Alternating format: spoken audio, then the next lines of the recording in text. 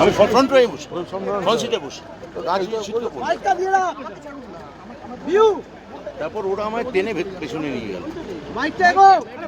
আপনারা দেখুন, এইভাবে যদি মন্ত্রী বসে, মাননীয় মন্ত্রী বসে গাড়ির কাঁচের উপর হামলা হয়, এটা তো একেবারে আহত করার মতো, শারীরিকভাবে আহত করার মতো টার্গেট করে করেছে এই অসভ্যগুলো।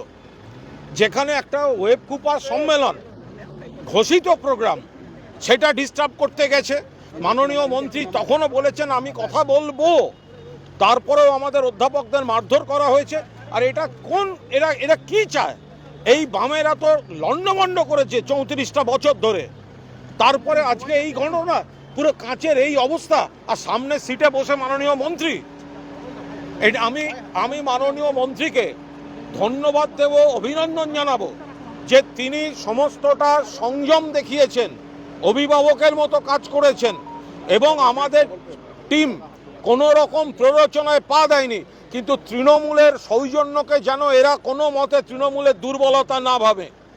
মন্ত্রী গাড়িতে বসে এই কাঁচ এইভাবে ভাঙা হয়েছে, যে কোনো বড় ইনসিডেন্ট হয়ে যেতে পারত, আর সেটা করার জন্য পরিকল্পনা করে এ তো ছবি বেরোচ্ছে, সব এক এক করে তো ছবি বেরোচ্ছে, এদের চিহ্নিত করা হোক।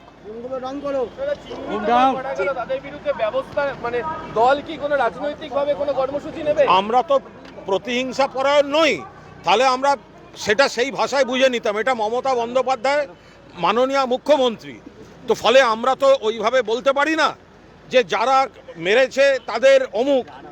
কিন্তু আমাদের ধৈর্যের পরীক্ষা যেন না নেয়। নিশ্চিতভাবে মাননীয় শিক্ষামন্ত্রী, তার যে কুৎসিত অভিজ্ঞতা হয়েছে, যেভাবে তৃণমূলের অধ্যাপক সংগঠনের ঘোষিত সম্মেলন বানচাল করার চেষ্টা করেছে, ফলে এরপর যা গণতান্ত্রিকভাবে যথাযথ ব্যবস্থা নেওয়ার নিশ্চিতভাবে প্রশাসন এবং দল গোটাটাই বিবেচনা করে দেখবে। কিন্তু যে বার্তাটা যাচ্ছে, তাহলে আমাদের ছেলেদেরও তো আবেগে লাগছে।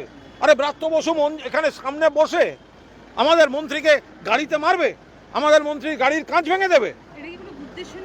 উদ্দেশ্য মানে 100% পরিকল্পিতভাবে, উদ্দেশ্য প্রণোদিতভাবে ব্রাত্য বসুকে টার্গেট করা হয়েছে, যেটা একটা ঘোষিত, একটা গণতান্ত্রিক পরিসরে একটা ঘোষিত প্রোগ্রাম।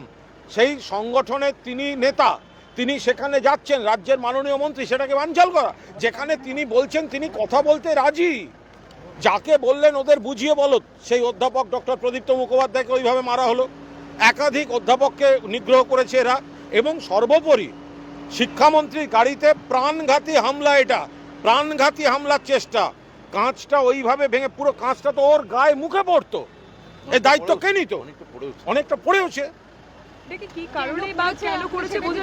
সে তো যে সমুদ্র অতৃপ্ত আত্মা, লাল পতাকা নিয়ে, কোনটা এসএফআই, কোনটা তার মধ্যে মাও, কোনটা অমুক, কোনটা কি, এগুলো তো বোঝা যায় না। কিন্তু পশ্চিমবঙ্গের মধ্যে একটা গণতান্ত্রিক রাজ্যে, গণতান্ত্রিক পরিবেশে থেকে এই ধরনের বর্বর আক্রমণ করবে, এটা কিন্তু হতে পারে না। এবং তৃণমূলের যেন এটাকে কেউ দুর্বলতা না ভাবে, এবং পরে যেন এটা নিয়ে তৃণমূলকে কেউ দোষারোপ করতে না আসে।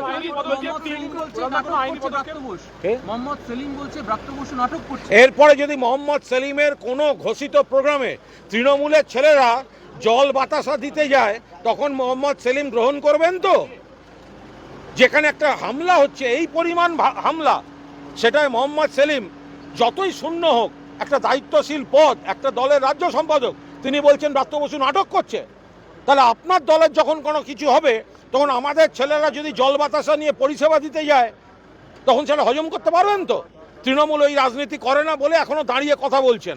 তৃণমূল 3টে টার্ম সরকারে, তারপরেও যাদবপুরের এই পরিস্থিতি কেন বারবার বদল হচ্ছে? এটা আলাদা বিষয়, মানে এটা একটা বৃহত্তর বিষয়, সেটা পরে মাননীয় মন্ত্রী ব্যাখ্যা করে বলে দেবেন। কিন্তু যেভাবে বিনা প্ররোচনায় পরিকল্পিতভাবে শিক্ষামন্ত্রীর উপর এবং আমাদের সম্মেলনে আক্রমণ হয়েছে, এটা আমরা অত্যন্ত সিরিয়াসলি নিলাম।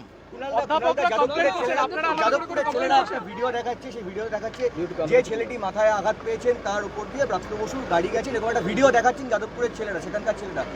এইসব আজে বাজে কথা বলে কোনো লাভ নেই, এই ধরনের কথা বলে কোনো লাভ নেই। তার কারণ হচ্ছে ব্রাত্য বসু তো তাঁর ঘোষিত প্রোগ্রামে গেছেন, তাকে বাধা দেওয়া হবে কেন? তাকে বাধা দেওয়া হবে কেন? তিনি তো তার ঘোষিত প্রোগ্রামে গেছেন। এবার তিনি তার মতো করে যাবেন, তার রাস্তা আটকানো, রাস্তায় শুয়ে পড়া বা অমুক ব্রাত্য বসু টপকে গেছেন কি ব্রাত্য বসু ডান দিক দিয়ে গেছে, এই কথাগুলো আসবে কেন? ব্রাত্য বসু তো ঘোষিত প্রোগ্রামে গেছেন, অন্য সংগঠন সেখানে বাধা দিতে আসবে কেন? সবচেয়ে বড় কথা, তিনি তো এতটা সৌজন্য দেখিয়ে বলছেন আমি তাদের সঙ্গে কথা বলবো, আমার সম্মেলনটা করে নিতে দাও তোমরা। তারপরে এটা একেবারে পরিকল্পিতভাবে ব্রাত্য বসুকে টার্গেট করে একেবারে বড়সড় ক্ষতি এবং আমাদের সম্মেলনটা বানচাল করার জন্য এরা এই কাজ করেছে। এটা গণতন্ত্রের পরিপন্থী, এটা আধা জঙ্গি আচরণ এবং এটা আমরা সিরিয়াসলি নিলাম। এটা আমি বলতে পারবো না, এটা মাননীয় শিক্ষামন্ত্রী, আমরা তো ধন্যবাদ দেব তাকে। তিনি তো ওখানে দাঁড়িয়েও তিনি অত্যন্ত সংযম দেখিয়েছেন, অভিভাবকের মতো আচরণ করেছেন। কিন্তু এরপরে কি হবে, প্রশাসনিকভাবে কি হবে, সেটা প্রশাসনিক স্তরে ওনারা ঠিক করবেন। গাড়ির কাজটা কিভাবে ভাঙলো, মানে কি পরিস্থিতি তৈরি না হলো? না, একটা ঢিল ছুড়লো, তবে হাতে গিয়ে দুজনে তো দুদিক থেকে ঘুষি মারাতে এটা পুরোটা ভেঙে গেল। আমার ড্রাইভারের পুরো প্রথমে জামা কাছে ভেঙে গেল, তখন আমার এইটা মারলো। আমার কাছে যখন পুরোটা ভেঙে আমার গায়ে পড়লো, তখন আমার যে পেছনে একজন সিকিউরিটি ছিল সে আমাকে টেনে পেছনে নিয়ে গেল, এই আর কি। আপনার আরেকটা গাড়িও তো ভাঙচুর করা হয়। পেছনে যে আরেকটি গাড়ি ছিল সিকিউরিটিতে, সেই গাড়িটাও ভাঙচুর করেছে। সেটা ভাঙচুর করেছে, তার চাকা খুলে নিয়েছে, মানে চাকার হাওয়া খুলে নিয়েছে। যাদবপুরের জন্য মুখ্যমন্ত্রী যখন যখন এইট দরকার হয়েছিল, মুখ্যমন্ত্রী সবার আগে যাদবপুরের জন্য স্পেশাল প্যাকেজের ব্যবস্থা করেছিল। যাদবপুরের কোনো যদি ভালো ওখানে ভালো ছাত্ররা তো সত্যিই তো আছেন, তা তারা যদি ভালো রেজাল্ট করেন সেটা আমাদের রাজ্যের গর্ব।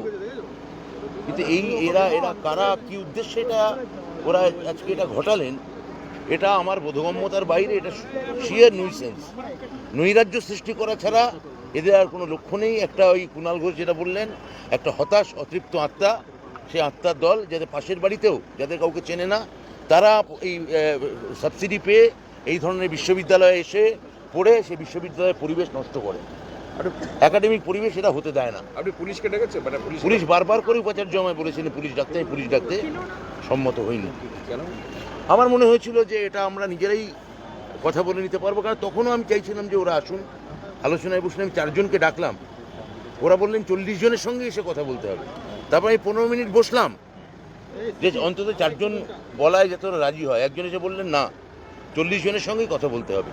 ইন্দামিন হইল উপাচার্য আমায় বললেন, আর প্রফেসর ওমপ্রকাশ মিশ্র বললেন যে চলুন আমাদের গাড়িতে বেরিয়ে যাবে। তো গিয়ে দেখো আমার গাড়িটাই আছে, আমি উঠে পড়লাম। তারপর এই ইট, লাঠি, গুলি, গালাগাল, গুলি বর্ষণ, এই লাঠি বর্ষণ, এসবই চললো।